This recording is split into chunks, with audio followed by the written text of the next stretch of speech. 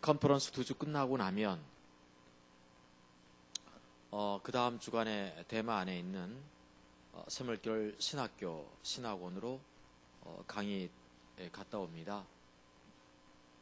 그리고 그 다음 주에는 중국 조장 지역으로 집회를 다녀오게 되겠습니다. 제가 최근 들어서 좀 하나님 앞에 좀 회개하고 돌이킨 것 중에 하나가 지난 3월 달에 중국 상해 지역에서 이렇게 찾아온 우리 한 자매, 그 자매가 중국 전역에 집회를 열어가는 일에 있어서 앞장서서 저희들을 도와줬던 이 한족 자매입니다. 교회 지도자인데 상해에서도 아주 큰 교회를 담임하고 있습니다.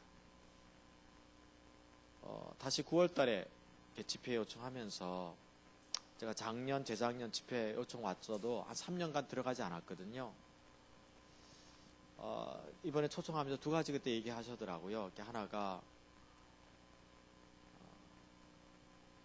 한국에서 당신들을 초청하면 발각되어지면 우리는 목회 생명 끝이다고, 교회 문 닫는다고 하나 얘기하고, 두 번째가 그럼에도 불구하고 우리 목회 생명 걸고 당신들을 초청하는 것은 그만큼 가치가 있다라고 보았기 때문이다.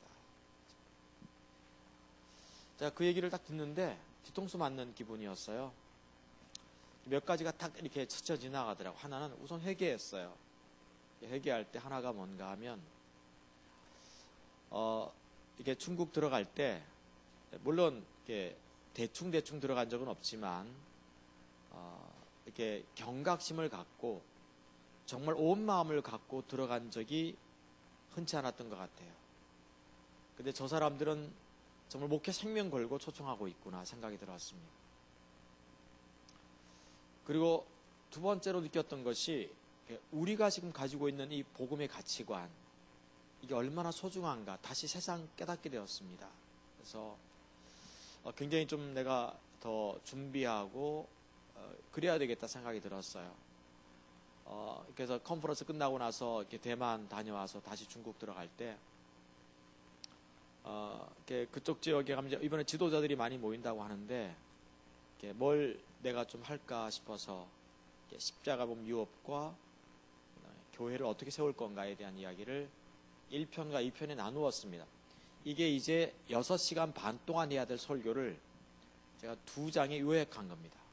그래서 2장 요약해서 같이 좀 오늘 나누고 나면 여러분들이 그 컨퍼런스 오셔서 교회 회복의 길에 대한 이야기를 나눌 때 많이 도움이 될 것 같은 생각이 들었습니다. 아멘? 도움이 되고요. 5월달 큐티집 그 표지 그림이 제가 런던 순복음교회에서 집회할 때 찍었던 사진인데, 런던 순복음교회가 유럽에서는 가장 큰 한인 순복음교회 가운데 가장 큰 교회 중에 하나입니다. 1,500명 모여요. 영국에서. 제가 2번 집회를 갔을 때 그때 처음에 우리 박성천 목사님과 함께 들어갔었는데 그때는 거기서 어떤 다른 집회가 있었어요. 근데 그 담임 목사님 오셔서 제가 APA 용지 하나 딱 갖다 대면서 물으시더라고요. 당신들이 주장하는 것이 뭔가? 제가 교회 회복입니다 했더니 어떻게 할 거냐 하더라고요. 그래서 이렇게 할 거라고 했더니 바로 그거라고 하면서 바로 그 다음에 런던 순복음교회에서 바로 집회가 이루어졌습니다. 그래서 전 감사하고요. 그 뒤로도 런던에 있는 그 초교파 목회자들을 다 모을 테니까 와서 강의를 해달라고 부탁이 있었습니다. 어쨌든 우리가 갖고 있는 이 가치관들을 좀 잘 나누는 것이 필요하겠다 생각이 들었습니다. 할렐루야. 우리가 이렇게 늘 나누는 내용들이지만 어찌 보면 한 국가를 담을 수 있는 매우 귀중한 가치인 것 같고 이 세대를 담을 수 있는 위대한 가치 같아요. 우리가 갖고 있는 이 가치를 조금 나누었더니 우리 한국에서만 해도 벌써 육해공군 이런 이렇게 군선교 이런 하는 분들이 바로 이 땅에 있는 군인들을 위해서 이 집회를 해달라고 여기저기서 초청이 들어왔거든요. 다음 세대를 담을 수 있는 가치관 같아요. 그래서 우리가 가진 이 가치관들을 잘 요약하고 정리하고 해서 우리가 잘 좀 가르쳐야 되겠다 생각이 들었습니다. 할렐루야. 그래서 더 많은 책을 좀 더 펴내야 될 것이고, 제가 어쨌든 시간 되면 더 많은 어떤 그 정리한 것들을 좀 더 써서 좀 더 많이 더 회자시키고 그렇게 했으면 좋겠다 생각이 됩니다. 할렐루야. 그래서 우리 젊은 목사님들이 이제 더 많이 일을 했으면 좋겠어요. 우리 김시훈 목사님 요즘 글 안 쓰고 뭐 하시는지 모르겠어요. 그래서 쓰시고 더 했으면 좋겠어요. 아멘. 오늘 저는 두 가지를 하려고 그래요. 이제 한 달 정도 못 보게 될 텐데 이렇게 두 가지를 좀 하려고 합니다.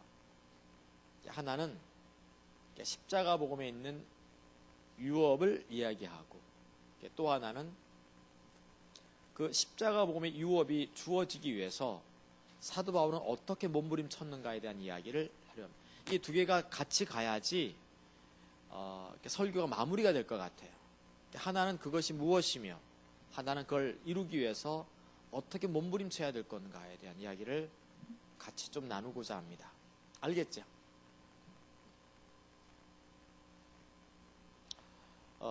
첫째, 참신앙에는 반드시 두 가지 특징이 나타납니다. 여러 차례 얘기했습니다만 내가 가진 신앙이 참신앙이면 반드시 두 가지 특징이 나타납니다.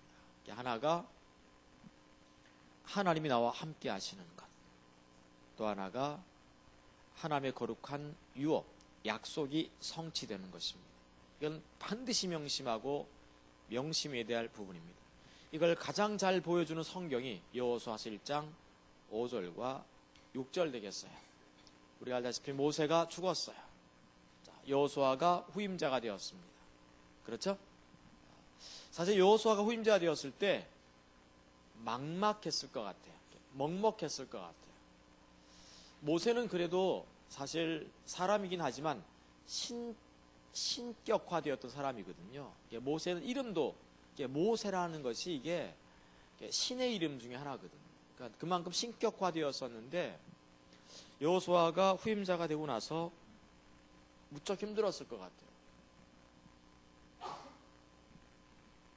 그때 하나님께서 이제 모세에게 다가오십니다. 그래서 여호수아에게 다가오시죠.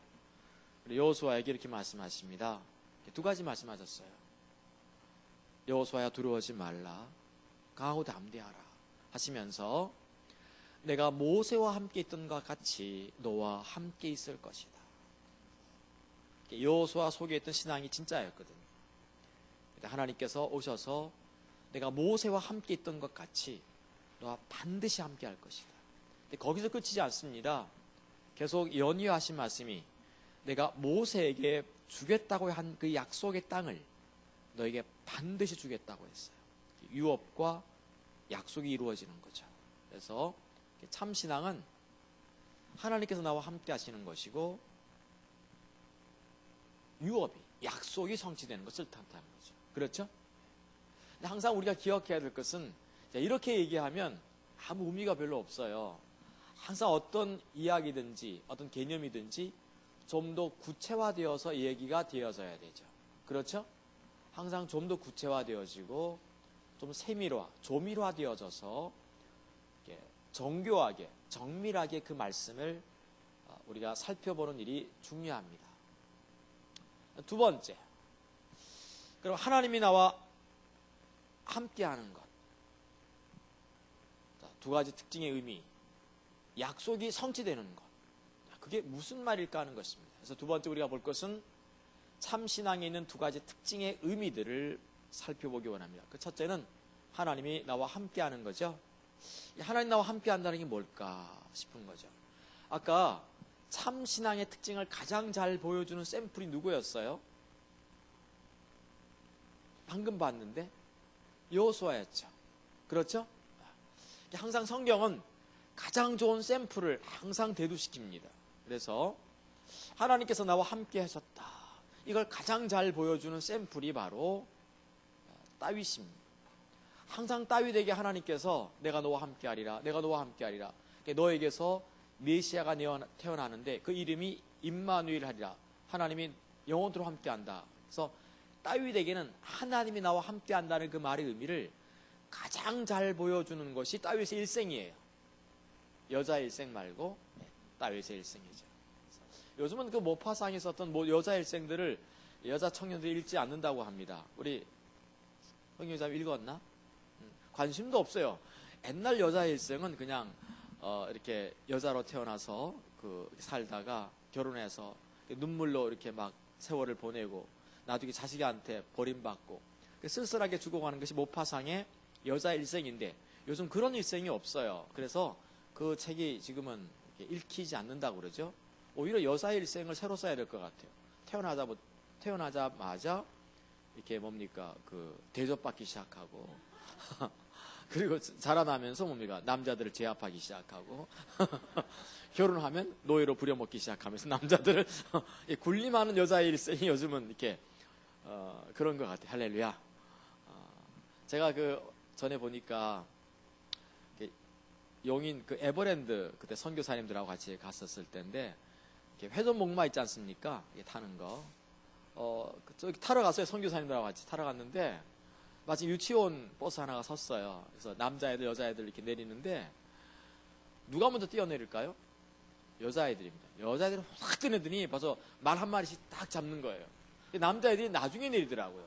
나중에 내려가지고 무슨 말이 다 찼어요. 앉을 말이 없으니까 남자애들 한 5-6명이서 이렇게 쭈그리고 있다가 뭡니까? 쑥떡. 그 쑥떡을 먹어야 되죠. 쑥떡 하다가 이렇게 6명 앉고 있는 그네에게 앉아가지고 왔다 갔다 하고 있는 거예요. 여자들은 으리하으리 하고 있고. 그래서 세상이 바뀌었구나 생각이 들었습니다. 남자 일생을 써야 되는. 하나님 나와 함께한다. 다윗의 일생을 보면 하나님 나와 함께한다는 그 말의 의미를 정확하게 볼 수 있어요.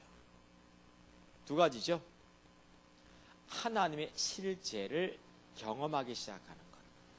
또 하나는 그 사람을 향하신 하나님의 놀라운 뜻과 계획들이 조금씩 성취되어 가는 것. 이게 바로 하나님이 나와 함께한다는 그 말의 의미가 되겠습니다. 아멘? 보통 우리가 하도 요즘 이런저런 얘기 많이 하지 않습니까? 많이 할 때 하나님 중심적인 삶이 뭐야 하면 어떻게 해야 돼요? 하나님이 중심되어 사는 거야. 뭐 이렇게 해야 됩니까? 아니죠. 하나님 중심적인 삶은 어떻게 표현하면 좋아요?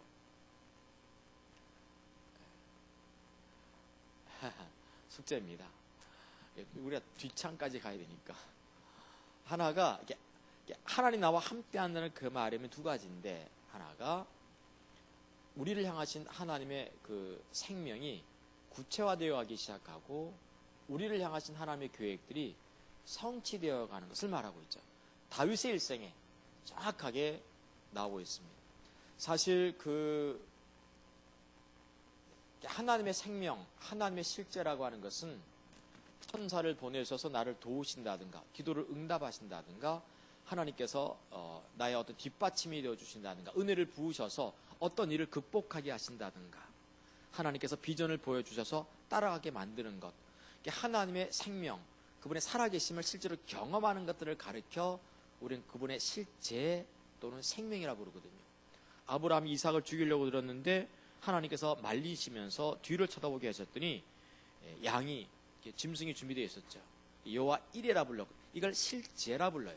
생명이라 불러요. 하나님이 우리에게 구체화되어서 실제로 나타나는 사건, 그분을 만나는 사건을 가리킬 때 우리는 실제 생명이라고 하거든요.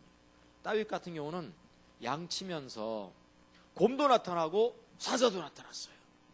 그때마다 하나님을 의지해서 물맷돌을 던지거나 막대기로 그 곰이나 사자를 물리쳤거든요. 하나님의 이름을 의지해서. 이런 걸 가리켜 실제라 불러요. 양치면서 찬양도 부르고 경배도 하고 그랬겠죠. 그러다가 양이나 사자나 곰이 나타나면 얼마나 두려웠겠어요, 소년이. 안 그렇겠어요? 양치면서 곰이나 사자가 나타나면 이 10대 소년이 얼마나 무서웠겠습니까? 그럼에도 불구하고 만군의 여호와의 이름을 의지해서 그 곰과 사자를 물리치는 거예요. 그러다가 그것이 점점 경험이 축적되어 가지고 골리앗 장군 앞에 딱 나타났더니 골리앗 장군이 무섭긴 하지만 이 다윗은 이미 곰이나 사자와 싸워본 경험이 있거든요. 그러니까 어떡합니까? 만군의 여호와 이름으로 물맷돌을 들어서 여전히 똑같은 방식으로 쳐서 죽이는 거예요. 이게 하나님의 실제, 하나님의 생명이라고 하는 거예요. 이거를 조금씩 맛보는 것이 하나님이 나와 함께하는 거예요. 아멘? 하나님이 우리가 예수를 처음 믿으면 이걸 맛배기로 보여주세요. 맛배기로. 그래서 처음에 우리가 예수 믿고 나면 즐거워요, 안 즐거워요? 즐거워서 그냥 그 추운 겨울에도 교회당 가가지고 차가운 마룻바닥에 방석 뒤집어 쓰고 추요하고 막 앞당기면서 기도하고 막 그랬던 기억들 나십니까? 그리고 막 금식하면서 3일 금식, 5일 금식하면서 하나님 부르짖고 주님밖에 없다고 그리고 기쁘고 그때는 얼마나 기뻤는지 몰라요. 처음에 예수 믿고 났을 때. 그렇죠. 그래가지고 막 추운 겨울날도 정말 가서 방석 깔고 막 이불 뒤집어, 그 방석 뒤집어 쓰고 밤새껏 엎드려서 막 엉덩이 지켜들고 막 하면서 막 그냥 쥐야 했던 막 그런 기억이 나요. 하나님 나와 함께 하시니까. 그걸 조금씩 맛보기 시작하시니까. 맛배기로 보여주시니까. 그러다가 목사님이 너무 안타까워가지고 방에 불 떼주기 시작하고 보일러 놓기 시작하고 그 다음에 뭡니까 뜨거운 이불 갖다 주기 시작하면 이제 뭡니까 깔고 자는 거죠. 하나님께서 나와 함께 하지 않아. 이불은 나와 함께 하는데. 그래서 가급적 뭡니까 불 떼주면 안 돼요. 성도들이 와서 기도할 때 절대 불 넣지 말고 에어컨 시원하게 방마다 있으니까 우리 교회 같은 경우 보니까 그 무더운 여름날 다 집에서 안 자고 다 교회 와서 자. 에어컨 빵빵하게 틀어놓고. 나 기도하는 줄 알았어. 집에 갈 때도 에어컨 안 끄고 가. 그럼 목사님 와가지고 다 내가 꺼야 되잖아, 이거를. 세상이 참 이렇게 됐어요. 내가 다시는 에어컨 같은 거, 히터 같은 거 켜놓나 봐라. 하면서, 근데 우리가 하나님께서 맛보기를 보여주세요. 그래서 하나님이 나와 함께 한다는 말이 뭔가 하면 하나님의 실제를 조금씩 경험해 가는 거죠. 아멘? 네. 근데 거기서 그치지 않아요. 조금 더 나아가서 하나님이 나와 함께 하는 것은요, 그냥 일부러 함께 하는 게 아니에요. 하나님께서 행하시는 바를 우리에게 보여주신 다음에 그 일에 동참시키기 위해서 은혜를 부으시는 거예요. 이걸 비전이라 불러요. 그러니까 자, 비전을 한마디로 요약하면 뭐예요, 비전은? 비전은 크게 6가지가 있는데, 좀 이따 설명하기로. 비전을 한마디로 말하면 뭐죠, 비전은? 뭐라고 얘기하면 비전이 딱 한마디로 요약이 되는 겁니까? 성경은 하나님께서 하늘에서 내게 보여주신 걸 비전이라 불러요. 사도행전 26장 19절이죠. 자, 근데 이걸 우리말로 하면, 쉽게 얘기하면 하나님의 인도예요. 그러니까 인도를 보는 거죠. 6가지가 있다고 그랬지 않습니까? 하나는 궁극적인 하나님의 비전이 있어요. 잃어버린 세상을 구속하시는 거. 두 번째 비전이 있어요. 그 시대에 세우신 하나님의 뜻과 목적이 있는 거죠. 세 번째는 그 시대에 세우신 주의 뜻과 목적을 위해서 우리를 보시고 세워놓으신 계획이 있는 거예요. 교회를 보시고. 네 번째부터가 중요하다고 그랬죠. 네 번째가 뭐예요? 그 계획이 성취되기 위해서 우리가 각 영역에 세워야 될 하나님의 길과 기준들인 거죠. 5번째가 있어요. 자, 여기서부터가 중요합니다. 5번째가 뭐죠? 제가 5번째와 6번째를 얘기하려고 하는 건데, 비전 얘기하면 내 발의 등이죠. 이렇게 내가 하나님의 길을 보고 하나님의 기준을 보고 따라가기 시작하면 하나님께서 그때마다 내 발의 등을 비춰주세요.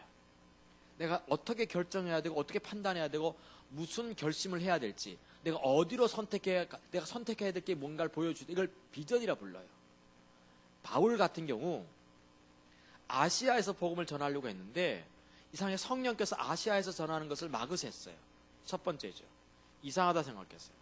두 번째, 그러다가 그게 꿈을 꾸는데 마케도니아 사람, 유럽 사람이 나타나는 거죠. 유럽 사람이 나타나서 도와달라고 하는 거죠. 그때 바울이 생각합니다.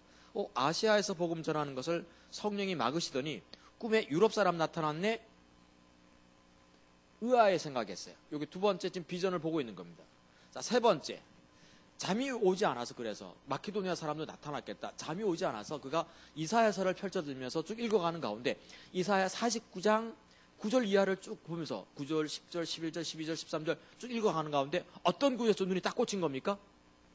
내가 너를 이스라엘의 12지파를 돌아오게 하는 것 오히려 그건 작은 일이고, 내가 너를 이방의 빛을 삼아 땅끝까지 구원을 베풀게 할, 딱 그때 땅끝이 이 두 글자에 딱 꽂힌 거예요. 그리고 하나님 지금 나를 어디로 부른다는 거예요?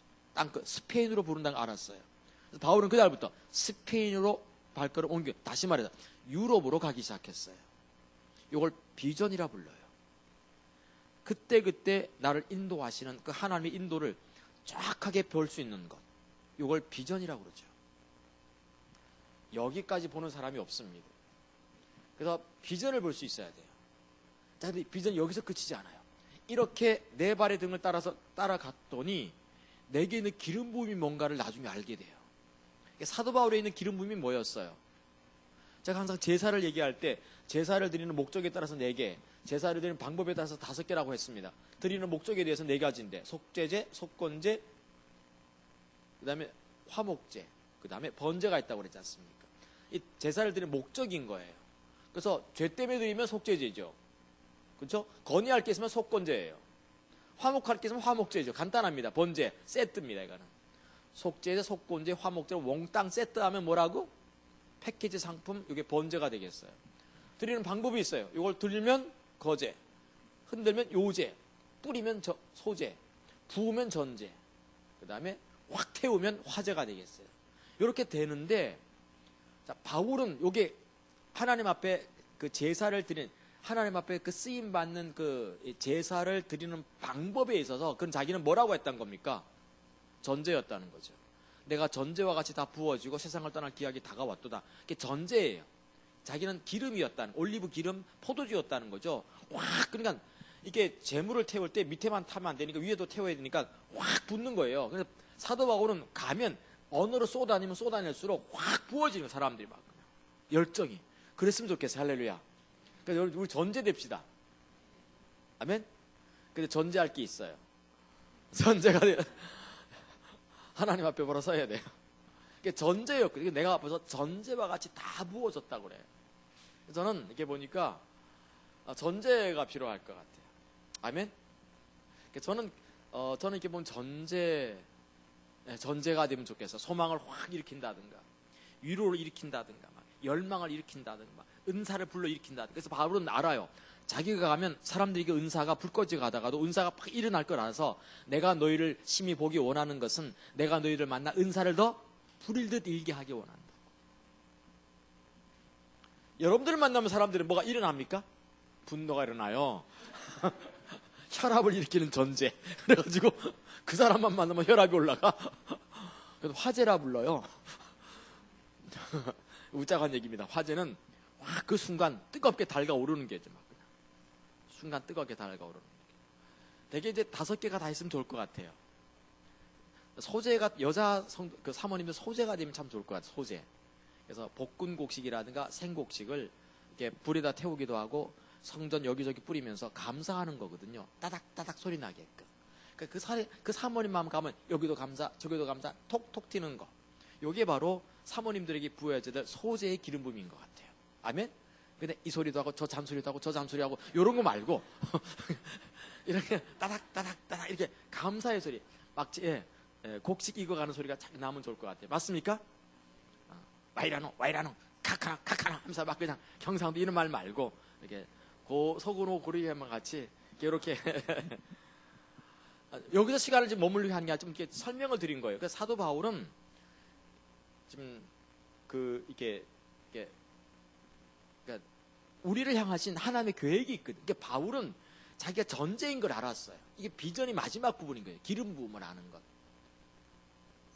내가 기름 부음을 아니까 자기는 어떻게 할 줄 알아. 그 바울 같은 기름 부음이 전제인데 특히 어떤 전제인가 하면 교회가 터가 닦이지 않은 곳에 가서 전제로 살아가는 거거든요.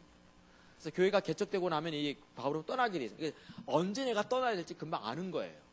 내가 어디를 가야 되는지도 알고 어느 도시를 가야 되는지 금방 알아요. 바울은 어느 도시를 이렇게 방문해 가면 집회를 열 때 뭘 보고 집회를 열었을까요? 그 지역에 교회가 있는지 없는지를 보는 거예요. 교회가 굳이 있으면 굳이 바울은 안 갔어요. 왜? 자기 사명이 아니니까. 이걸 보면 우리가 어디로 가야 될지 알아. 이걸 비전이라 불러요. 자, 근데 하나님께서 이렇게 모든 사람에게 이와 같이 어떤 계획이 있어요. 이 계획들을 하나님께서 이루어 가시는 것이 함께하는 거예요. 다윗이 이 땅에 태어났을 때 하나님께서 다윗을 보시고 세우신 계획이 뭐였어요? 440년 동안 이어졌던 암흑기였던 사사계 시대를 끝내버리고 이스라엘을 황금기로 접어들기 위해서 사도 바울을 지금 누구예요 이 사람? 따윗을 발판 삼는 거잖아요. 제가 좀 하도 요즘 밤에 제가 큐티제가 쓰다 보니까 제가 늘 잠이 부족합니다. 아까도 까방하니 막 그냥 멍멍할 때가 많습니다. 요즘 제가 좀 이해를 해주시기 바랍니다. 알겠죠? 이번 주일날 엊그제 저희 교회 그 강사가 오기로 했거든요. 강사가 오기로 했는데 안 오는 거예요. 그래서 밖에서 기다렸는데 강사가 안 와서 왜 안 오지 했더니 우리 이인숙 목사님 옆에 부목사님 계시다가 다음 주잖아요. 그래서 다음 주 오시는 강사를 광고 다 해가지고 기다리고 있었는데 내가 다행히 설교를 내가 준비해놨길래 망정이지 큰일 날 뻔했어요. 할렐루야. 다음 주 또 안 오면 어떻게 될지 모르겠어요 지금.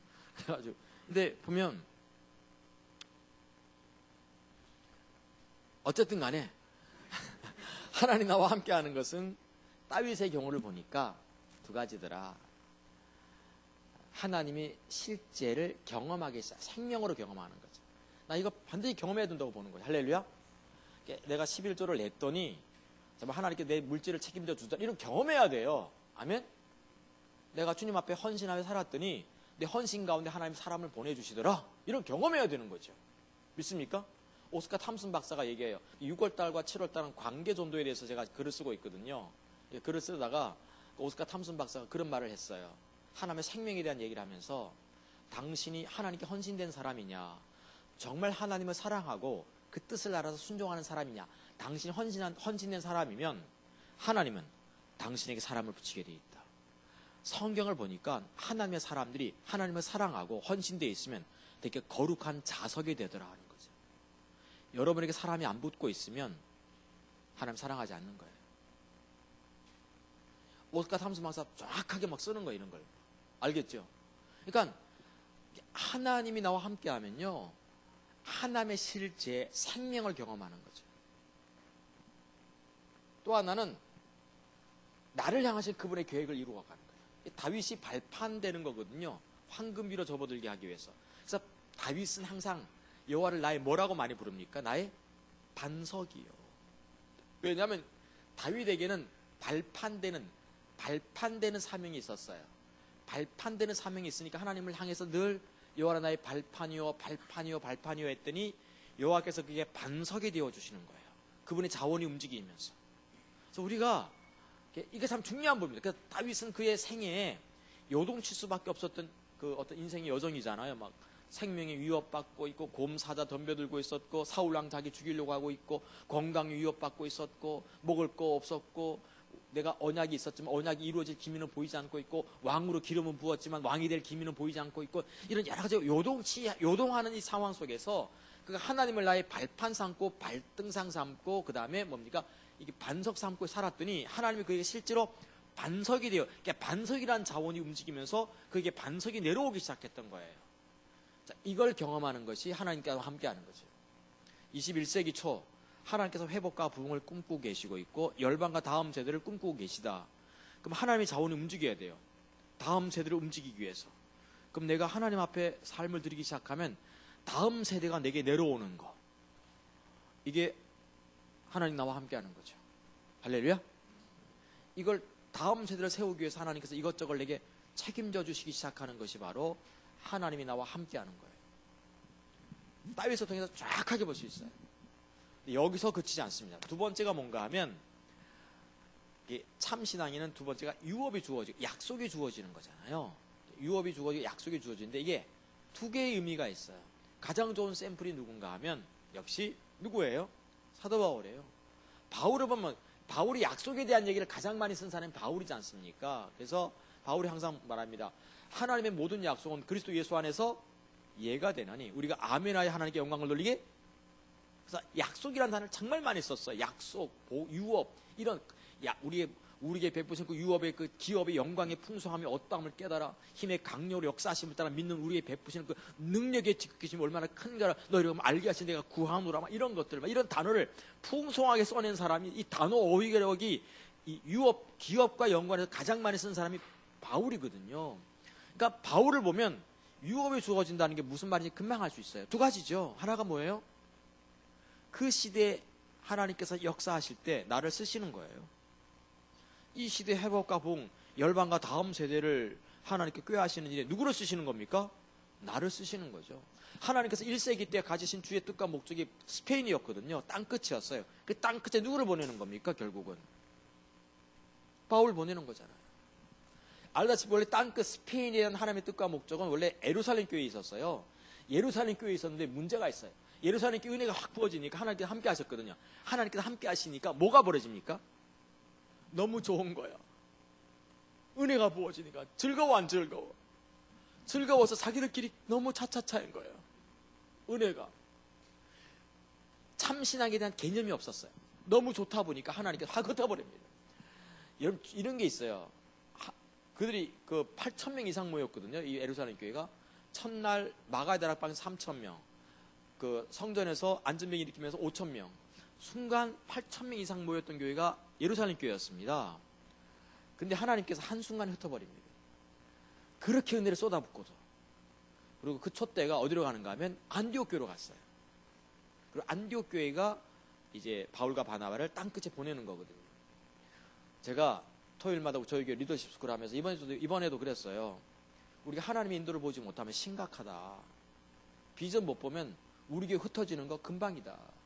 우리 교회가 좀 되려면, 우리 교회 정도의 규모가 되려면 지금 개척해가지고 뼈 빠져야 됩니다. 안 그래요? 100명 모으기도 뼈 빠지게 해야 되거든요. 100명 모으려면. 근데 여러분들 흩어지는 건 한순간이라. 내가 그랬어요. 우리 리더들한테. 우리 3월 달에 우리가 이제 집회를 했었는데, 저희 교회 집회를 했었는데, 하나님이 참 많이 임재하셨어요. 자, 임재하시면 하나님께서 함께 하시는 거잖아요. 그러면 이 임재했다는 게 뭐지? 하는 거죠. 임재한 것으로 즐거워만 하고 있으면 아무 의미 없다는 거예요. 하나님께서 임재하실 때는 목적이 있다는 거죠. 그 어떻게 이 임재를 더 담아낼 수 있을까? 하나님께서 행하시는 그 일들을 어떻게 담아낼 수 있을까? 이걸 고민해 봐야 된다는 거죠. 그래서 이제 뭡니까? 하나가, 뭐 이번 주는 뭐 특히 고단 주간이가 기도를 한다든가, 5월 달에는 이제 뭐 예를 들면 뭐 어성경 뭐 그런 프로그램 돌린다든가. 그래서 하나님께서 우리에게 함께 하실 때 그거를 담아낼 수 있는 그릇들을 만들어내야 된다는 거죠. 그래야지 우리가 하나님께서 뭘 하실 때 그걸 담아낼 수 있는 그릇으로 다 준비되어 있을 거예요. 맞습니까? 그렇게 되는 게 중요합니다. 그 비전을 따라가는 거예요, 이거를. 하나님께 임재하시니까 그 임재를 더 하기 위해서 지금 예배를 단속하고 있어요. 예배를 단속하고 애들 뛰는 거 이런 거 전부 단속하고 있어요, 지금. 그래서 막 특히 그 맨 막내 여전도에 맨 막내 여전도가 힘든 거예요. 왜? 다 애들 둘 셋 데리고 막 그냥 애들 뛰고 있고 막 하는데 내가 거기서 막 그냥 강력하게 막 조용히 하라고 그러고 막 이제 막 하니까 시험 들까 안 들까? 시험 들죠. 나는 그냥 막 가차없거든요. 우리 교회 김경태 목사인데 애들이 3명인데 걔들 3명 다 걸리는 거예요. 그래도 하나님께서 임재하실 걸 담아내야 되거든. 임재는 금방 끝나니까. 금세 지나갑니다, 뭐든지. 내가 6년도인데 너무 미안해서 제가 이제 문자를 보냈어요. 뭐라고 보냈냐면, 우선 6년도 회장한테 보내가지고 다 보내라고. 지금 하나님께서 우리 함께 하시는데 이걸 담아내기 위해서 예배를 단속하는 중이니까 이해해라. 이해하고, 목사를 좀 이렇게 도와달라. 하고 이제 이렇게 보냈어요. 알겠죠? 보내야지 또 상처 입고 있으니까. 상처 입는 게 보이잖아. 쳐다보지도 않아. 6년도 나를 보고.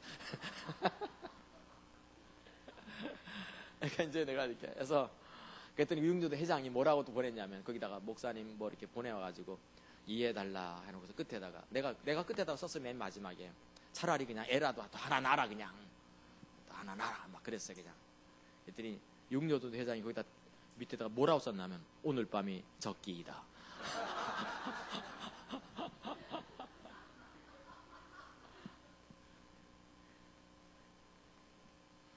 그래서 참 재밌는 일들이죠. 뭐 어쨌든 이렇게 해서 우리가 하는 거예요. 하나님이 우리와 함께하면 그것으로만 만족해버리면 금방 흩어집니다. 하나님께서 함께하는 임재하는 것, 그것 즐기고 있으면 하나님께서 뭐 하신다? 금세 흩어버려요. 더 이상 하나님의 자원도 움직이지 않아요. 그걸 하나님 목적으로 자꾸 가져야 돼요, 이게. 그러니까 하나님께서 그 시대에 뭐 하고 계신가를 보고 거기에 어떻게 된 삶을 드리고 쓰임받아야 돼요. 알겠죠? 그러니까 사도 바울은 결국 안디옥 교회가 가서 안디옥 교회가 예루살렘 교회는 없어졌고 거의 뭐 있긴 있지만 유명무실하고 구제연금 모으는 구제연금 맞는 교회가 돼버렸잖아요. 갑자기 그냥 미자리 교회가 돼버렸어요. 이게 예루살렘 교회. 그렇게 많이 모였던 교회가. 그리고 그 이제 초 때는 안디옥 교회로 가서 안디옥 교회가 바울과 바나바를 땅끝에 보내기 시작합니다. 이걸 보면 우리가 뭘 할 수 있냐면 그 시대에 쓰임 받는 게 중요합니다. 우리 시대에 하나님께서 뭘 하고 계신가를 봐야 돼요. 빨리 보고 그걸 따라가기 시작해야 돼요. 지금 하나님이 청년 선교하고 있거든요. 지금 우리나라에는 청년 선교 빨리 따라가기 시작했거든요. 그러니까 저희 교회도 이렇게 그 스태프진들 불러가지고 설명회를 들으려고 그러거든요. 하나님께 이거 하고 싶으면 그걸 빨리 따라가고 있어야 돼요. 그걸 놓치면 우리는 쓰임 받지 못하게 돼 있거든요. 그래서 하나님이 지금 청년 선교 급속하게 열고 있어요. 그거 따라가시면 되는 거죠. 저희 교회 그 군선교 위원장이 있는데 이분이 경희대학교 담당하고 있어요. 경희대학교 학군단 ROTC 신우회 섬기고 있고 하는데 뭐 신우회뿐만 아니라 다 모인대요. 그냥 예수 안 믿는 애들도 ROTC 애들이. 그래서 막 그 햄버거 사주고 하는 1년에 1,200만 들어요. 한 달에 110만 원씩 든대 이게. 들어간 돈이. 햄버거 사주고 하는데. 그렇다고 해서 뭐 애들이 뭐 잘해주는 것도 아니고. 그래서 시험 들어서 이제 그만할까 하는데 작년에 그 경희대학교 졸업식 하는데 몇천 명씩 졸업식 하잖아요. 그 큰 학교니까. 근데 갑자기 그 ROTC 애들이 갑자기 딱 뒤로 돌아서면서 우리 그 자매님한테 고맙다고 다 경례들 다 하더래. 그래서 그게 1,200만 원짜리 경례라. 그래서 또 용기를 갖고 하는 거예요. 이번에 교수 이렇게 경희대학교 한 몇만 명 되잖아요. 학생들이 되는데 이렇게 기독교 그 교수들 가운데 이제 신자가 있을 거 아니에요. 예수 믿는 사람들. 거기에 신우회가 있는데 거기 와서 대표 기도를 해달라고. 그래서 2분 내지 3분간 대표 기도 할 텐데 주로 거기 오는 그 목사님들은 되게 뭐 서울 시내에서 이렇게 굴지의 목사님들이잖아요. 근데 2분 3분 할 때 복음을 갖고 설교하라고, 기도하라고 그랬어요. 그래서 제가 이제 기도 훈련도 시켜야 될 것 같아요. 2분 만에 완전히 이 장안을, 이 군중들을 초토화시키는 기도. 막 이런 기도가 필요한 것 같아요. 할렐루야? 그래서 정말 2분이면 하나님의 능력이 강력하게 임재하셔서 뭔가 다르다. 복음이 뭔가 다르구나, 이게. 이런 걸 맛보게 해야 될 것 같아요. 하나님께서 하시는 그 일에 우리가 쓰여지는 역사. 이게 유업이 성취되는 것 첫 번째입니다. 할렐루야? 하나님께서 우리 쓰시기 원하세요. 지금 하나님께서 회복과 부흥, 열방과 다음 세대 이 등등 청년 선교라든가 이런 모든 거 하시는데 하나님께서 우리를 쓰실 때 마음껏 쓰임 받길 바랍니다. 강감찬이 지금 저 중국 갔는데 우리가 뭐 10,000원, 5,000원씩 내잖아요. 그게 쓰임 받는 거 아니겠어요? 할렐루야? 참 귀하다고 저는 보는 거죠. 근데 거기서 그치지 않아요. 두 번째가 유업이 주어지는 것, 첫 번째는 쓰임 받는 거고, 두 번째가 성경에 나오는 유업들이 실제로 이루어지는 거예요. 7가지. 회복이 일어나죠. 우리가 가는 곳에 회복이 있을 거예요. 회복이란 생명이 다시 돌아오는 사건이잖아요. 생명이 다시 돌아오는 거죠. 이 땅에 생명이 돌아오게 하는 역사에 우리가 쓰임받게 될 거예요. 두 번째, 부흥이잖아요. 하나님의 성령과 영광을 대규모로 부어서 수많은 잃어버린 영혼들을 되찾는 사건을 우리가 쓰임받을 거예요. 세 번째는 열방을 취하는 거예요. 열방을 취한다는 게 무슨 말이에요? 맨하탄에 땅 산다는 말이 아니라 열방에 영향을 끼치게 된다는 거죠. 중국이란 나라, 이런 나라에서는 자기들의 목회 생명을 걸고 초청해요. 이게 가치가 있기 때문에. 우리가 뱉는 이 설교의 메시지, 이거에 가치를 느끼기 시작한 거죠. 아멘? 우리가 정말 정교하게 메시지를 훈련하고 갈고 닦아서 우리가 전할 수만 있으면 정말 좋을 것 같아요. 할렐루야? 지난주부터 저희들도 중국어 반을 개설했어요. 토요일날 기초반. 한 30명쯤 오를 줄 알았더니 전화들이 안 오더라고요. 그래서 한 10명, 딱 12명 왔어. 그래서 선교사님 이제 오셔서 이렇게 10강자 이렇게 하는데 선교사님이 너무 고맙더라고. 이렇게 초보가 있고 왕초보가 있고 왕초보가 있는데 어디서부터 시작할 거냐고 하더라고요. 그래서 왕초보부터 하자고 했어요. 10강자 딱 근데 10몇 명 모였는데 선교사님이 위로하시더라고. 여러분들 한 주 공부하고 나면 핸드폰으로 문자 날릴 수 있습니다. 거기 소망이 딱 생겨요. 두 번째, 2주 공부하고 나면 식당에 가서 주문할 수 있습니다. 믿거나 말거나 한데 세 번째 주 딱 지나고 나면 뭡니까? 이게 가게에 가서 흥정하고 깎을 수 있습니다. 속으로 다들 아멘. 이제 한 주 지나고 있어요, 지금. 근데 아직도 아무것도 못하고 있어요. 하나님께서 열방을 취하게 하실 거예요. 네 번째가 있어요. 하나님의 뒷받침 또는 하나님의 보호, 하나님의 은혜가 우리 가운데 떨어지지 않을 거예요. 하나님의 보호하심과 그분의 뒷받침하심, 그분의 은혜가 우리를 항상 떠나지 않고 있을 거예요. 다섯 번째는 성령의 강력한 역사죠. 은사가 부어질 겁니다. 여섯 번째는 부도 주실 거예요. 일곱 번째는 이 시간 하나님 나라를 우리 가운데 주어져서 새하늘과 새 땅이 도래하는 그날까지 우리를 이끄시는 역사가 있을 거예요. 이게 복음이 주는 유업들인데 이런 유업들이 실제로 우리 가운데 많이 있게 될 겁니다. 할렐루야. 이게 참신앙이에요. 참신앙은 두 가지예요. 하나는 특징이 두 가지입니다. 참신앙은 특징이 하나가 하나님 나와 함께 하시는 거죠. 유업이 주어지는 거예요. 이걸 보면서 내가 참신앙인지 아닌지를 알 수 있는 거예요. 그래서 우리가 이 시대에 하나님께서 일하심을 보면 거기에 삶을 조정해서 더 갔으면 좋겠어요. 아멘? 더 조정해서 갔으면 좋겠어요. 하나님이 우리에게 많이 함께 하실 거예요.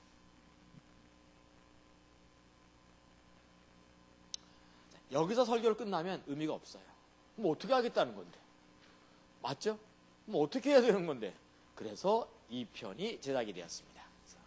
이 편을 보시면 사도 바울에게 다시 돌아가야 돼요. 돌아가서 고린도전서 1장과 2장과 3장을 볼 텐데요. 저를 주목해 주시기 바랍니다. 사도 바울이 1장에서 중요한 이야기를 세 가지 하고 있어요. 첫째는 뭔가 하면 하나님이 나를 너희들에게 보낸 까닭은 복음을 전하게 하기 위함이라는 거죠. 이게 첫 번째 고린도서 1장에서 사도 바울이 했던 중요한 얘기입니다. 하나님이 사도 바울을 왜 보내셨다? 복음을 전하게 하기 위한 거죠. 뭐 다른 거 전하게 하기 위한. 두 번째 중요한 얘기를 하고 있어요. 그 복음은 살아계신 예수님이, 그래서 나는 뭐 말과 이런 거 말고 나는 예수님을 전하려고 한다. 그래서 첫 번째 얘기는 하나님이 나를 너희들에게 보낸 까닭은 복음을 전하게 하기 위함이고, 두 번째는 그 복음은 다름 아닌 예수님의 복음이다. 여기서 끝나면 큰일 납니다.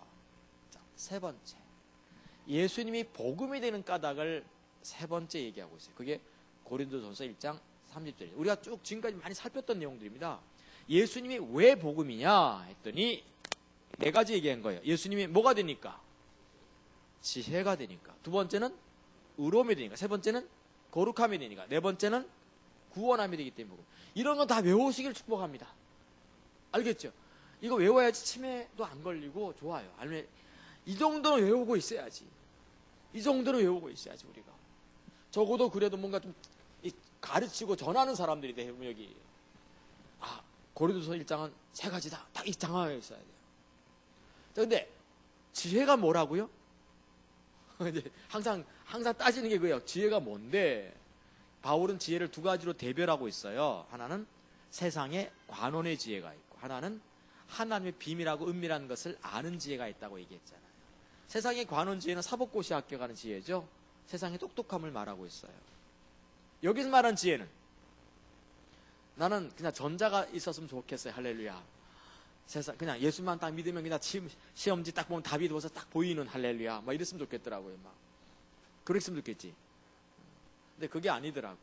근데 예수님이 지혜가 된다는 말은 은밀한 하나님의 비밀하고 은밀한 것을 알게 만드는 능력이 예수에게 있어요.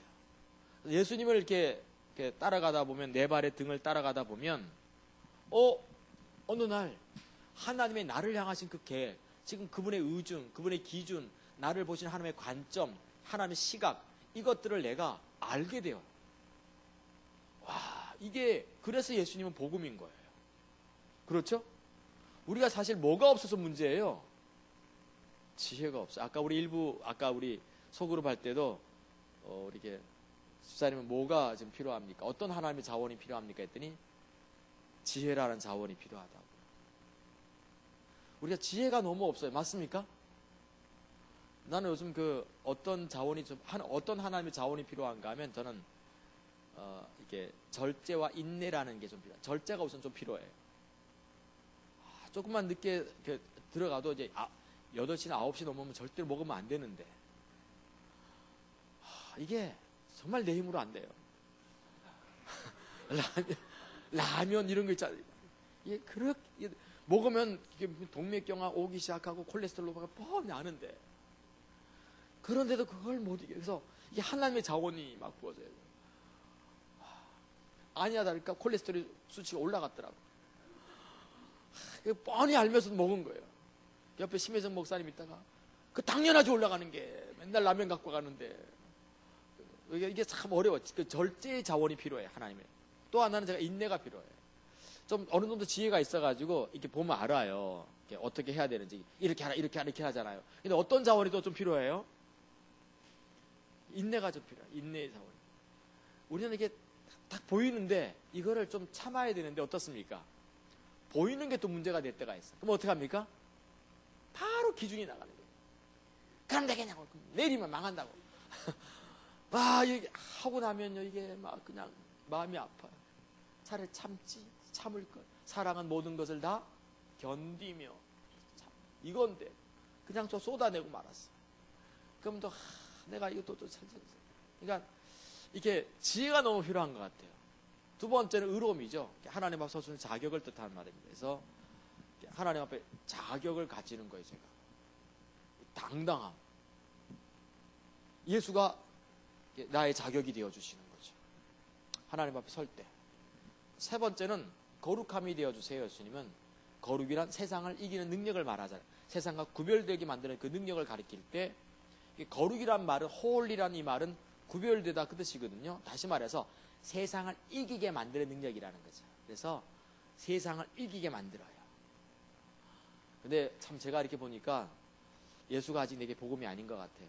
나는 가끔 나를 못 이겨. 여러분 어떻습니까? 자기 성질 못 이기는 사람 좀 꽤 있죠? 내가 다 알아. 내가 이름을 내가 밝히지 않더라도 자기 성질을 못 이겨가지고 막 그냥 퍼질러져. 아이고. 나도 내 성질 못 이겨가지고 막 어떤 사람 자기 성질 못 이겨서 막 그래. 그러면 그냥 그 국률이 가더라고. 왜? 나도 그런데 뭐 어떻게. 나도 못 이기는 걸. 어제 우리 기도회를 이제 우리 고난 주간이니까 이제 기도회 하는데 어제 제가 첫날 인도하면서 하나님께 뭘 비춰주시는가 하면 자기의를 비춰주시는 거예요. 우리 안에 자기의가 너무 살아있어요. 자기의가 살아있어가지고 이게 안 꺾여. 자기의가 살아있으면 특징이 뭐겠어요? 자기를 스스로 의롭다 여기는 이 가치관. 자기의가 있으면 어떤 특징이 나타나죠? 남의 눈에 있는 티끌은 잘 보이는데 내 눈에 있는 들보는 안 보여요. 티끌을 정확하게 자기의가 있으면요 시각이 밝아져요. 이렇게 그러니까 그 뭐라고 합니까? 이렇게 눈 도수 이걸 뭐라고 그러죠? 시력이 영적인 시력이 좋아져요. 그래가지고 특히 상대방에 대해서 너무 정확하게 보이는 거예요. 저 사람 중에 잘못이. 이걸 너무 정난하게 표현해. 말까지 잘하면. 그래가지고 근데 문제는 뭘 못 봅니까? 자기를 그렇게 볼 수 있으면 이건 자기의가 아니에요. 근데 자기가 안 볼 때 이게 자기의가 되는 거죠. 이게 우리 교회 가운데 팽배한 게 보이더라고요. 상대방 잘못하는 건 너무 잘 보이는데 누가 안 보여? 내가 안 보여. 우리는 어떻습니까? 내가 볼 때 자기의 많아요. 지금 서슬퍼렇게 자기의가 살아있어. 정말 심각해. 그러니까 이게 보이니까 어떻게 밤에 애통하더라고. 하나님 애통하다고. 우리가 지금 이렇다고. 우리 교회가 지금 이러면 이 모양이라고. 자기의가 가득 돼 있는 이 교회. 어떻게 하면 좋겠냐고. 그래서 우리 많이 애통했어요. 어저께 밤에. 우리가 자기의가 가득했어요. 거룩이 되려면 예수께서 내 안에 살아 계셔서 세상을 이기게 만들어줘야 되는데 자기의가 있다 보니까 세상을 이길 수가 없어. 자기도 못 이기는 거예요. 자기가 이겨집니까? 애가 아무리 뭐라고 해도 할렐루야 하면서 참 이렇게 인격적으로 잘 답니까? 웃지만 속으로는 부글부글 너 두고 보자. 이런 게 있잖아요, 우리가. 이게 참 무섭습니다. 네 번째는 구원함이 되어주세요. 예수가 왜 복음인가 하면 구원이 되니까. 구원은 크게 또 네 가지쯤 되잖아요. 구원이 죄에서 사망에서 생명으로 옮겨가는 것, 그 구원이고, 또 구원은 저주와 이 억압적인 환경에서 나를 살려내는 것이고, 세 번째는 질병의 억압에서 나를 살려내는 거예요. 맞습니까? 그 다음에 모든 사슬, 억압, 이게 사슬 같은 것, 저주스러운 이 사슬 같은 것들, 묶여있는 것, 중독되었던 것, 이런 것을 완전히 끊어버리시고 나를 자유케 만드는 게 이게 구원이거든요. 할렐루야. 이런 구원을 맛봐야 되거든요. 예수가 왜 복음인가 하면 그게 자유케 되는 거예요. 제가 김종환이라는 가수를 좋아합니다. 삼신앙이 좋습니다. 김종환 아십니까? 우리 소그룹 할 때 아침에 예배 회복반 김종환 아냐 했더니 아무도 모르더라고. 다 말씀과 기도에 전무하다 보니까 뭐 그런 게 들리겠어요? 이게. 저는 그걸 좋아하는데 원래 불교 신자였어요. 무명 시절을 많이 보냈어요. 보내다가 이렇게 이제 어떤 알바를 하게 됐는데 너무 가난하니까 부도 알바를 하다 보니까 어떤 목사님하고 같이 하게 된 거예요. 근데 그 목사님이 그 불교 신자에게 복음을 하나 둘 가르치기 시작해요. 귀합니까 안 귀합니까? 이게 생명이더라 보니까 그 목사님 생명이 있는 불교 신자 바꾼다는 게 쉽지 않습니다. 나이가 들었는데 이미 바꿔놓고 예수 믿게 만든 거예요. 그리고 나선 디스크 이렇게 곡을 작곡했는데 존재 의미인가 이렇게 존재 이유? 난 들어보질 못했어요. 내가 꼭 들어보려고 그래 지금.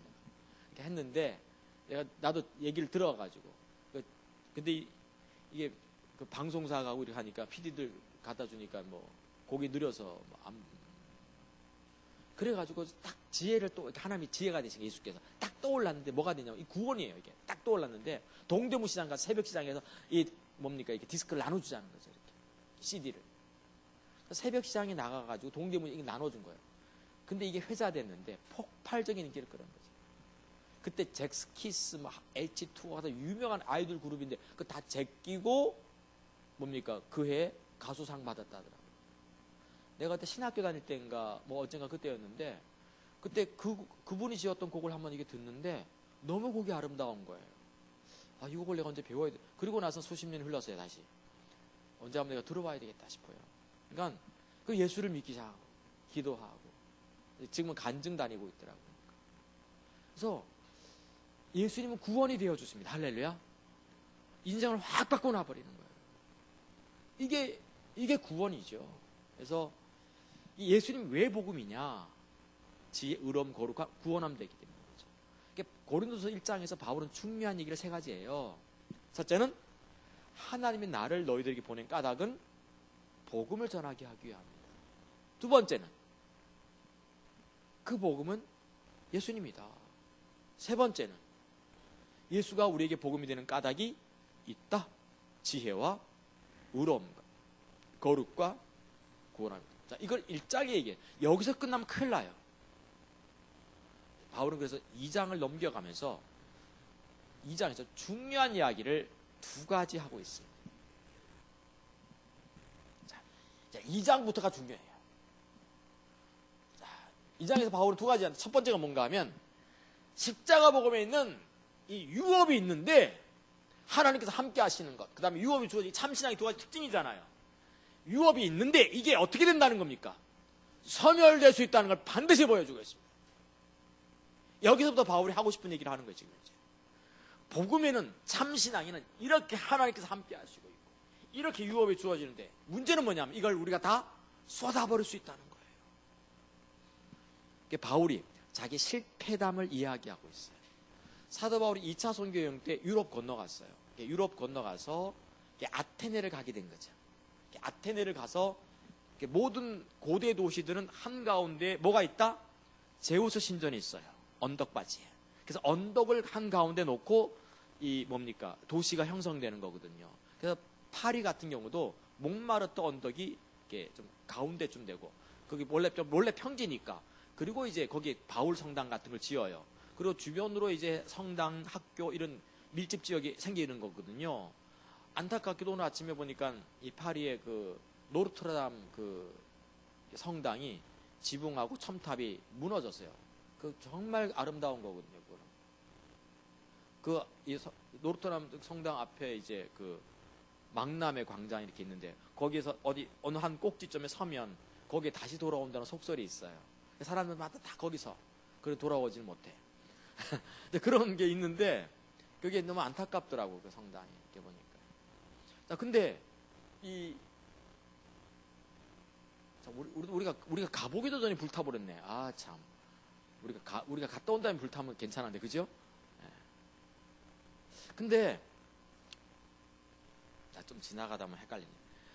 사도 바울이 아테네에서 복음을 전할 때 제우스 신전이 있었는데 제우스 신전 올라가다가 보면 조그만 언덕에 아레오바고라는 언덕이 있었는데 거기다가 월세방 하나 얻어놓고 제우스 신에게 제사하러 가는 사람들 모집해가지고 집회를 항상 매일 집회를 열었어요. 아테네에서. 바울이 알다시피 복음을 정말 열심히 전했거든. 사도행전 보니까 아테네에서 정말 복음을 열심히 전했어. 예수에 대한 얘기를. 그가 했던 얘기가 뭡니까? 사도 바울은 항상 복음을 전할 때 어떤 나름대로 뭔가 있었어요. 어떻게 항상 복음을 전했죠? 패턴이 있는데 우선 바울은 어떤 도시에 딱 들어가면 뭐부터 합니까? 기도하는 시간부터 가져요.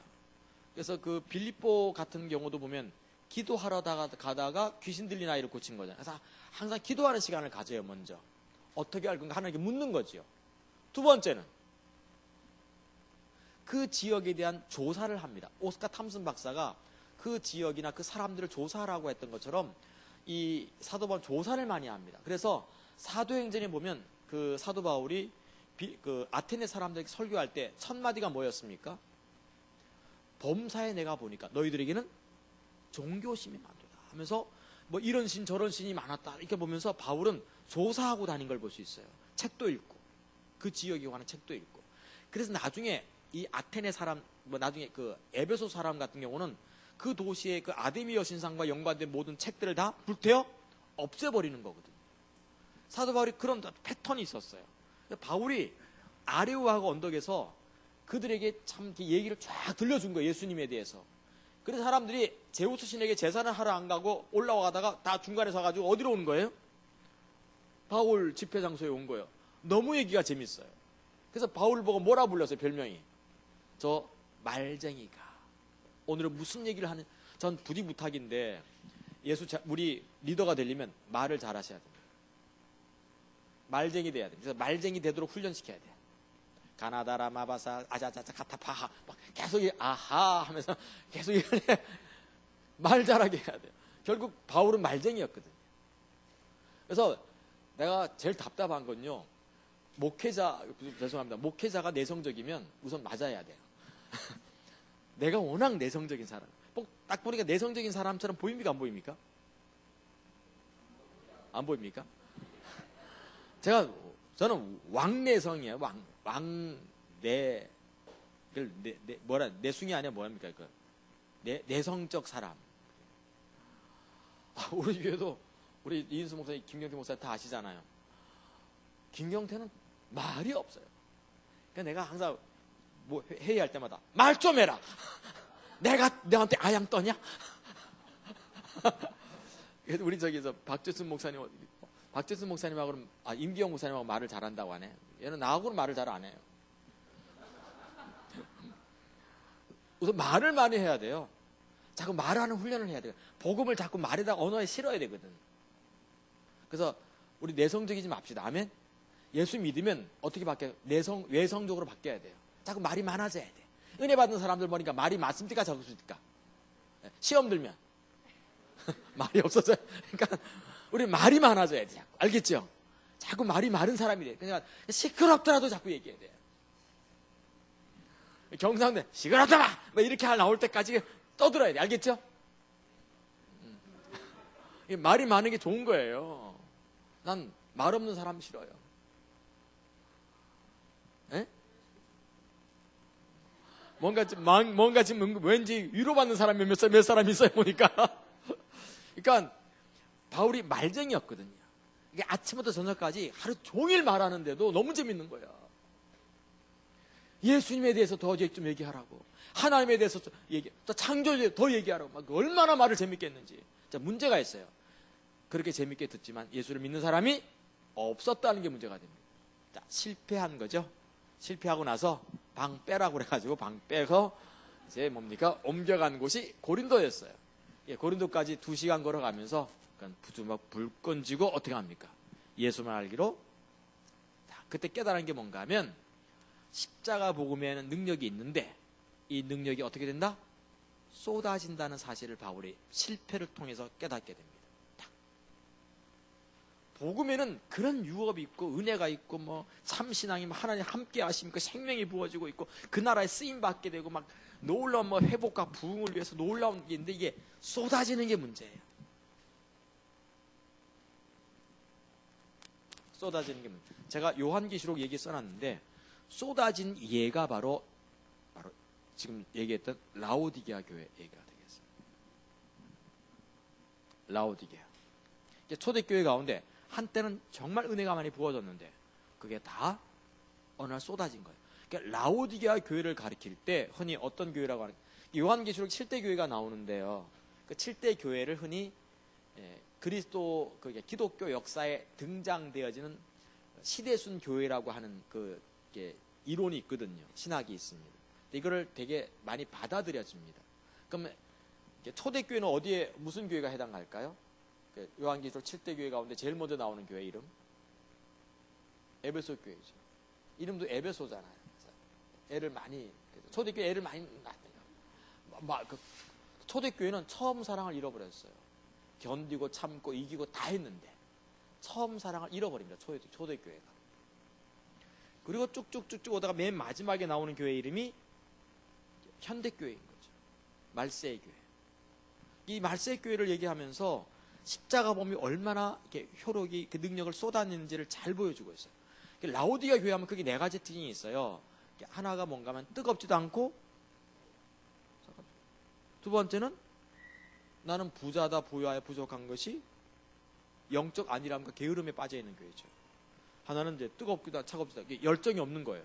열정이 없고 영적 안일함과 게으름에 빠져. 세 번째가 이게 곤고하고 가련하고 가난하고 눈멀고 헐벗은 교회였어요. 이런 거 외웠으면 좋겠습니다. 알겠죠? 치매 예방에도 도움이 됩니다. 다시 한번 곤고하고 가련하고 가난하고 눈멀고 헐벗은 교회죠.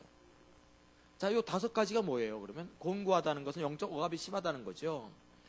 가련하다는 것은 영적 처지를 못 본다는 거죠. 불쌍하다는 거죠. 세 번째, 가난하다는 것은 하나님 앞에 내세우는 영적 은사가 하나도 없는 거예요. 자, 4번째, 눈멀었다는 것은 영적 분별력 상해. 자, 헐벗었다는 것은 의의 행실이 하나도 없는 거죠. 그러니까 이런 교회가 바로 라오디게아 교회였어요. 자, 십자가 복음의 능력이 전부 다 소멸되어진 교회였죠. 4번째 특징은 예수께서 문 밖에 서 계신 교회였어요. 자, 요것을 오늘날 버전으로 갖고 오면 크게 한 4가지쯤 되는데 그게 뭐였습니까? 하나가 하나님의 임재가 없고, 두 번째 하나님의 생명이 없는, 세 번째는 열정이 없는 거죠. 하나님의 거룩한 질투도 없는, 4번째는 영적 분별력이 가려진 교회였습니다. 이런 교회가 바로 현대교회라는 거죠. 그래서 오늘날 이렇게 보면 십자가 보면서 능력이 소멸될 수 있다는 것이 이게 문제입니다. 이 6시간 동안 할 설교를 이제 우리가 딱 1시간에 끝나는 중입니다, 지금. 그래서 쭉쭉 진도가 빨라도 이해가 되죠? 되게 그동안 간헐적으로 했던 설교 내용들을 모았기 때문에 이해가 될 거예요.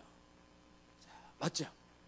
바울이 고린도전서 2장에서 하는 말이 첫 번째는 뭔가 하면 십자가 보면서 뭐가 소멸될 수 있다?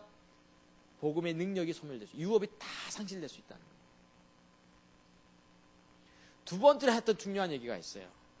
그래서 바울은 복음의 유업이 제대로 주어지게끔 하기 위해서 예수만 알기로 작정합니다. 다시 말해서 예수를 아는 것, 그것은 지혜와 계시의 성령을 통해서만 알 수 있다는 걸 집중적으로 가르치고 있어요. 바울은 그때부터 설교를 바꿉니다. 내가 말과 지혜의 아름다운 것들로 아니하며 성령의 나타남과 능력을 하기를 원한다는 거죠. 지혜와 계시의 성령이 부어져서 내가 지금 선명하게 보고 있는 그 예수를 지혜와 계시의 성령이 똑같이 설교를 듣는 회중들에게 가르치지 복음이 아닌 걸 알게 된 거예요. 복음이 되려면 내가 잘 가르치는 것 이상입니다. 복음이 되기 위해선 내가 지금 가르칠 때 지혜와 계시의 성령이 똑같이 임해지고 있어야 됩니다. 사람들한테, 회중들에게. 그리고 내가 지금 전하고 있는 이 말을 저들에게 선명하게 레마로 나는 로고스를 전하고 있지만 저들에게 레마를 깨닫게 하시기 시작해야 돼요. 이거를 복음이라 불러요. 아멘? 근데 그거 보면 이게 우리가 메시지 참 잘 전해야 될 것 같아요. 할렐루야. 요게 고린도전서 2장에서 사도 바울이 두 가지 했던 중요한 얘기입니다. 다시 한번 복습하겠습니다. 1장에서 바울은 나를 보낸 까닭은 복음 전하기 위함이고, 두 번째는 복음은 예수님이고 예수님이 우리에게 복음이 된 까닭이 있다. 두 번째 장 가서는 문제는 복음에서 유업과 약속들이 참신앙의 두 가지 특징이 다 소멸될 수 있다는 거죠. 그리고 나서 어떻게 하느냐? 예수를 내가 선명하게 알고 있어야 된다. 지혜와 계시의 성령께서 우리에게 예수를 알려주셔야 된다는 거죠. 그래야지 가능한. 자, 그리고 3장 넘어가서 바울은 이제 바울이 하고 싶은 얘기를 3장에서 결론적으로 하고 있어요. 바울은 뭐라고 얘기합니까? 첫 번째 3장에서 했던 두 가지 중요한 의미. 하나가 뭔가 하면, 그래서 나는 십자가 복음 위에다가 교회를 세우려고 한다는 거죠. 그러니까 결국은 십자가 복음에 세워야만 그 십자가 복음에 세워진 교회에서 가르치는 그 가르침, 십자가 복음 위에서 참신앙이 세워질 수 있다는 걸 보여줍니다.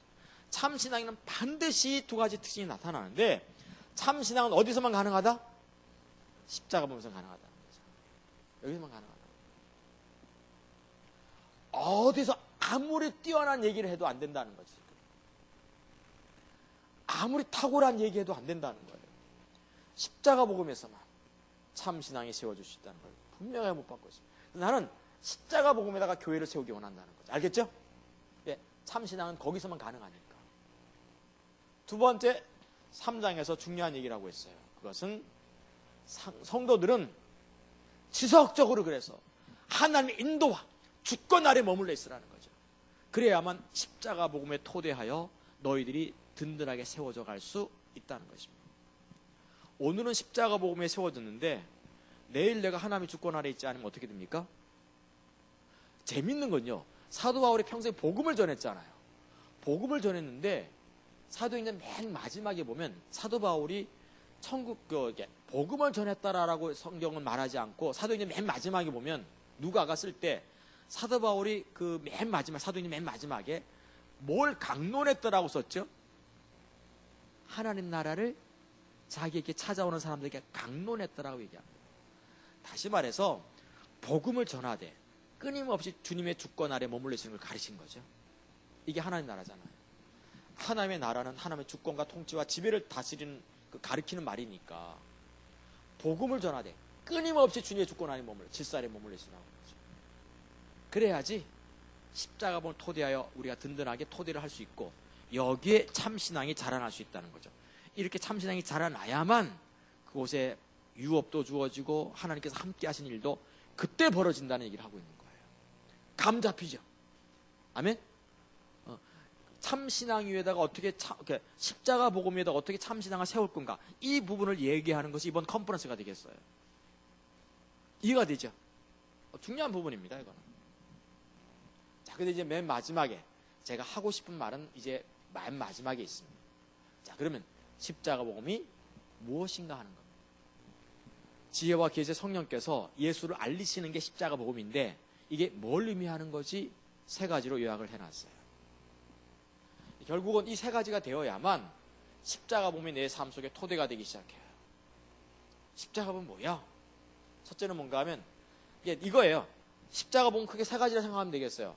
가장 넓은 의미의 십자가의 복음, 넓은 의미의 십자가 복음, 좁은 의미의 십자가 복음이랄까, 좀 더 구체화된 십자가 복음이 있어요. 이 세 가지를 항상 염두에 두셔야 되겠습니다. 알겠죠? 요수모 목사님도 이걸 이렇게 예배회복이라는 책에서 잠깐 언급하고 지나갔습니다. 이 내용을. 첫째가 가장 넓은 의미의 십자가의 복음은 살아계신 예수님이죠. 아까 분명히 고린도전서 1장 23절 이하에 보면 예수님이 복음이라고 그랬거든요. 맞습니까? 근데 이렇게만 얘기하면 좀 의미가 있어요, 없어요? 누가 모르냐? 이렇게 예수님이 복음인 걸 누가 몰라요? 다 알지요. 그러니까 넓은 의미의 십자가 복음, 예수님이 복음이다 하는 거고. 두 번째가 있습니다. 두 번째, 넓은 의미의 십자가 복음은 성령의 조명으로 알게 되는 예수님이죠. 이게 넓은 의미의 십자가 복음. 마태복음 16장에 보시면 베드로가 고백합니다. 주는 그리스도시요 살아계신 하나님의, 이게 복음인 거죠. 넓은 의미에서. 이 반석위에 내 교회를 세우겠다고 그랬거든요. 성령의 조명으로 알게 된 예수. 지혜와 계시의 성령께서 예수를 알리시는 것. 자, 그러면 제가 묻겠습니다. 어떻게 하면 성령께서, 지혜와 계시의 성령께서 내게 예수님을 알리실까?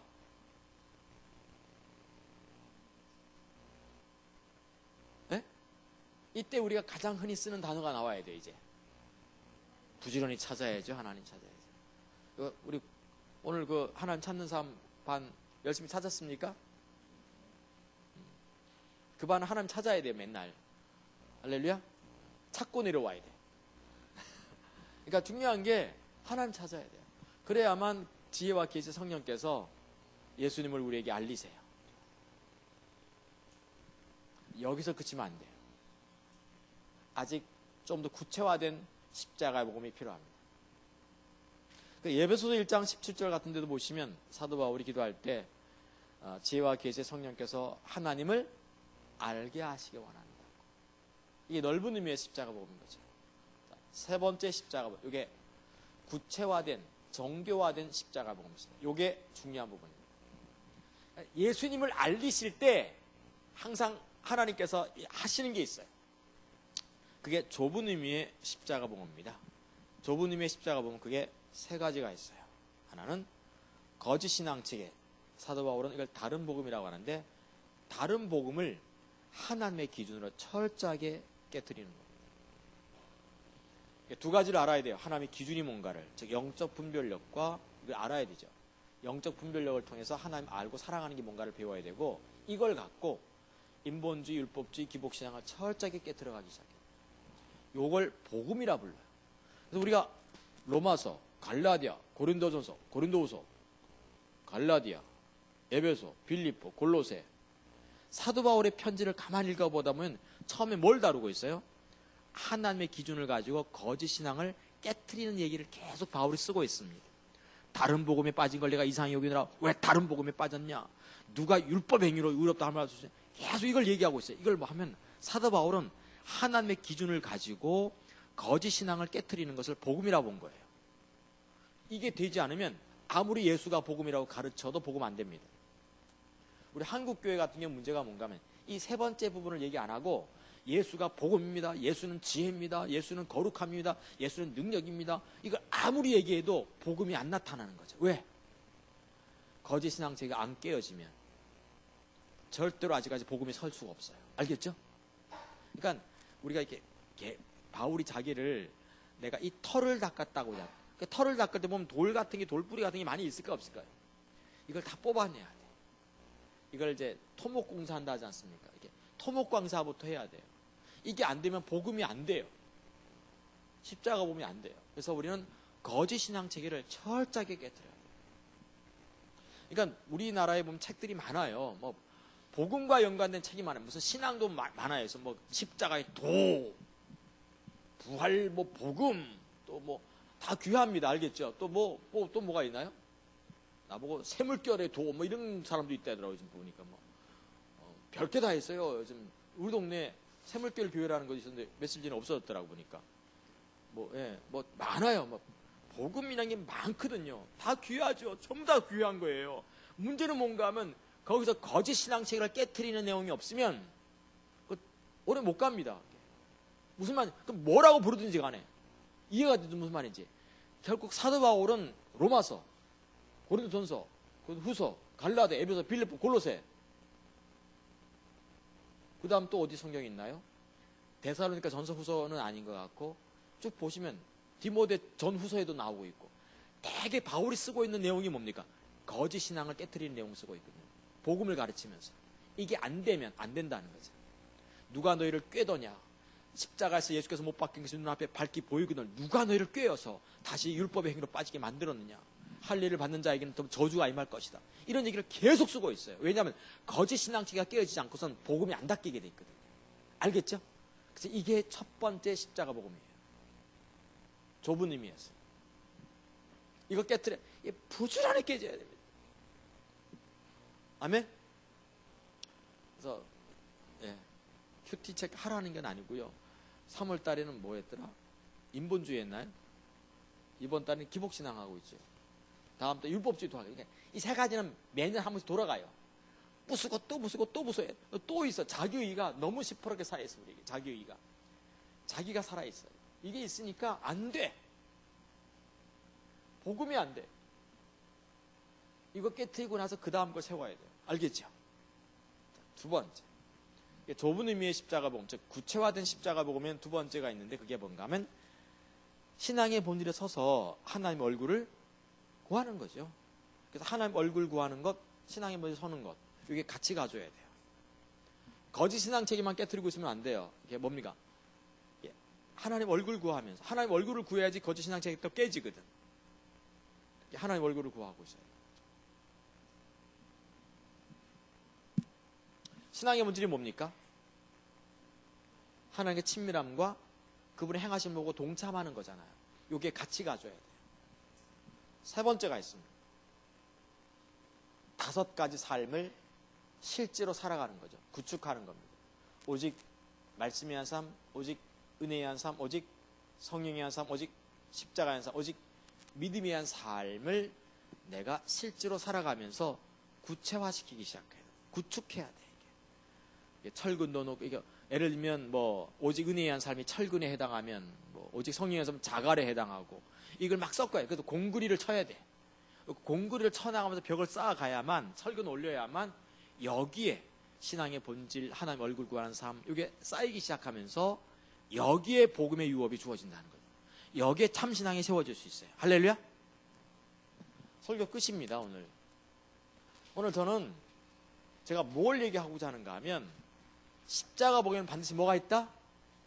유업이 있다. 유업이 있는데 이게 쏟아질 수 있다는 거예요.